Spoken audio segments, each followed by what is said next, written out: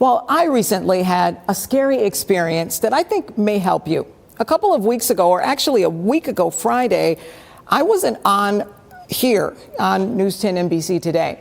It was not a regularly scheduled day off, so I'd like to share with you why I wasn't here. I was driving to work on 390 near East Henrietta Road when I shifted lanes. It was raining when suddenly I hit a puddle of water and lost control of my car. It was as if something picked up my car and tossed it into the guardrail. My car bounced off the guardrail and ended up back partially in the right lane and on the shoulder. Photojournalist Al Fulton captured this video from the scene. We have worked together for more than 20 years.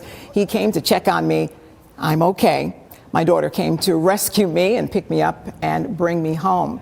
But how many of us have experienced hydroplaning while driving? First Alert meteorologist Nate Morris is joining us now to talk about this problem that happens a lot during this time of year. Can you explain hydroplaning to us? Yes, well, thanks, Lynette. And first of all, I'm very glad that you're okay, because accidents like this can be very dangerous, especially this time of year, because not only do you have to worry about water on the ground like you would in any hydroplaning accident, you also have to deal with leaves on the ground because it's the fall. So that can actually reduce your friction and cause it to slip even more easily. So what actually causes hydroplaning in the first place? Well, it all has to do with friction, and that friction all has to do with water pressure. So if you've ever been to the Strong Museum, you might have noticed that granite ball outside. So that is being held up by a water pump below it, and that water pump is strong enough to keep it floating. So it's kind of the same deal with your tires.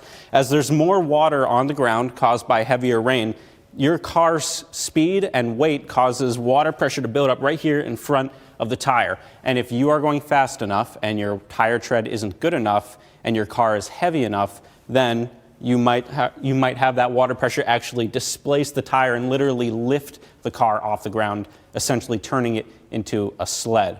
And so that is obviously very dangerous, because if you're if you're just driving normally, not expecting that, and all of a sudden you just lose control like this and just start to turn, well, the first thing you're going to want to do is slam on the brakes and turn in the opposite direction that you're skidding. But what you actually want to do was, first of all, don't panic. Don't slam on the brakes. Your number one concern is, how do I regain control? How do I regain friction?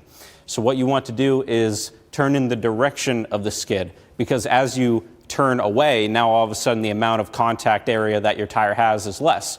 But if you're turning in the direction that your car is facing, now you have a little more bit of what we call a contact patch. So don't slam on the brakes, take your foot off the gas, and then you want to just wait until you regain control and then slowly turn back into the direction you want to go. So in review, what you want to do to prevent hydroplaning is, first of all, check your tire pressure and your tread. You want to have properly air-filled tires, and you don't want to have, you don't want to be driving on donuts. You want to have some tread, because that'll increase your friction and reduce the chance of it happening.